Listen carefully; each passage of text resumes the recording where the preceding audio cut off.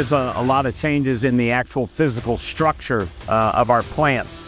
And one of the big things that I've noticed, and not just me, but everyone, is being able to duplicate at least some or most of the processes that are done down in Charlotte. Conversely, being able to have those same capabilities up here in Cincinnati.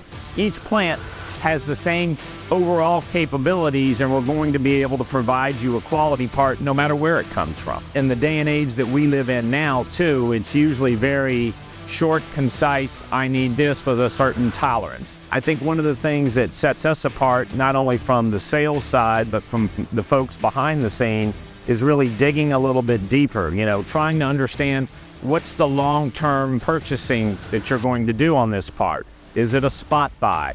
Are you looking to do a prototype, and then are you ready to go into production? If there's certain tolerances called out on a print, are all those tolerances really needed? And the advantage to the customer is if they're not, we're able, and most likely in most cases, save them money, save them time to get in to produce the part. And for us, it simplifies our processes in knowing that we're not going to do a lot of overkill, if you will, on a part that if they need a Chevrolet, we're not giving them a Rolls Royce. Conversely, if they need a Rolls Royce, we're not giving them a Chevrolet.